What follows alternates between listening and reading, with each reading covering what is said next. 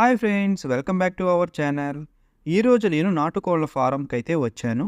First thing అయితే నాకు enter అవుతూనే ఇక్కడ బాగా నచ్చింది ఇక్కడ ఉన్న ఎన్విరాన్మెంట్. చుట్టూ పొలాలు, చెట్ల మధ్యలో వీటి కోసం వేసిన షెడ్ బాగా అట్రాక్షన్గా ఉంది. ఈ వీడియోలో ఈ ఫారంని రన్ చేయడానికి ఎలా మెయింటైన్ చేస్తారో చూద్దాం. ఈ వీడియో మాత్రం స్పెసిఫిక్గా వాటి మెయింటెనెన్స్కి మాత్రమే తీశాను. లైక్ వాటికి తెగుళ్ళు వచ్చినప్పుడు ఎలా చేస్తారు, అవి రాకుండా ఎలా నివారించాలి, అలాగే వాటికి ఎలాంటి ఆహారాన్ని పెడతారు, ఇలాగా మెయింటెనెన్స్ సంబంధించి ఈ వీడియోనైతే తీశాను. ఈ నాటుకోళ్ల ఫారం గురించి మరిన్ని వీడియోస్ అయితే అప్లోడ్ చేస్తాను. లైక్ ఎంతలో ఇన్వెస్ట్ చేసుకోవాలి, అలాగే ప్రాఫిట్ అండ్ లాస్ ఎంత ఉంటుంది, ఇలాంటి విషయాలకు సంబంధించి నేను మరొక వీడియోలో పూర్తి డీటెయిలింగ్ అయితే ఇస్తాను. ముందుగా మన ఛానల్కి ఫస్ట్ టైం చూస్తున్న వాళ్ళైతే కంటెంట్ నచ్చితే ప్లీజ్ సబ్స్క్రైబ్ చేసుకోండి. రెగ్యులర్గా వీడియోస్ అయితే పోస్ట్ చేస్తాను. ఇప్పుడు మనం ఈ కోళ్ల ఫారంని గత 1.5 year to 2 yearsగా మెయింటైన్ చేస్తున్న మోహన్ గారిని అడిగి మరికొన్ని విషయాలు అయితే మనం ఇప్పుడు తెలుసుకుందాం. ఆయన ఎన్ని సంవత్సరాల నుంచి రన్ చేస్తున్నారన్న కోల్డ్ ఫారం? 1.5 year to. ఎట్లా ఉంటది దీని మెయింటెనెన్స్?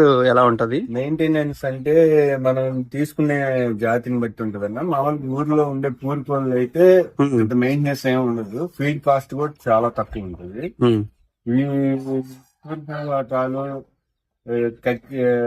ఇలాంటి జాతి కాబట్టి వీటి మెయింటెనెన్స్ కొంచెం ఎక్కువ ఉంటది. కానీ ఇన్కమ్ కూడా ప్రైస్ కాస్ట్ కూడా ఇవి ఎక్కువ ఉంటాయి.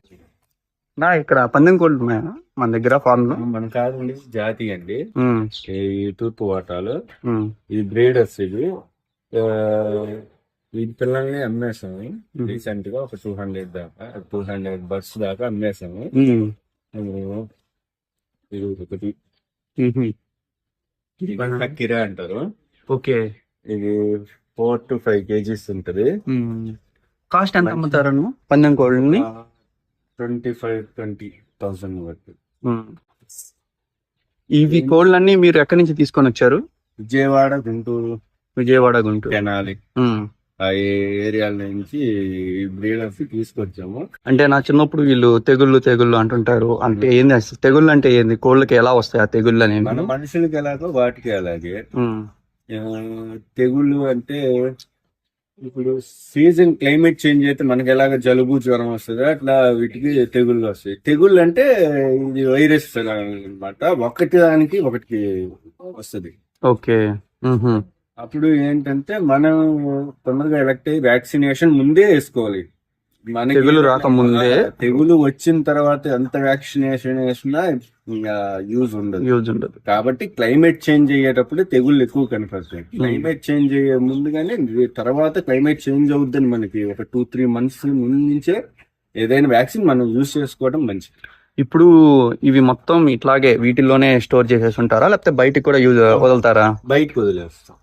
ఇక్కడ వీటిలోనే అయితే స్టోర్ చేయరు. ఇక్కడ ఓన్లీ నైట్ ఒక్కటేనా? నైట్. ఇట్లా అన్న ఎగ్స్, వీటి ఇప్పుడు ఎగ్స్ పెడతారు, అవి ఎట్లా అంటే పిల్లల్ని పుట్టిస్తారా, లేకపోతే ఎగ్స్ ని మీరు అమ్ముతారా? ఎగ్స్ పొదిగేస్తాము, పిల్లలు చేపిస్తాము. మాక్సిమం జాతి కోళ్ళు 14 నుంచి 15 గుడ్లు దాకా పెడతాయి. 10 నుంచి 14 లోప అంటే తక్కువ గుడ్లే పెడతాయి. నాటుకోళ్ళు 16 నుంచి 18 గుడ్లు దాకా.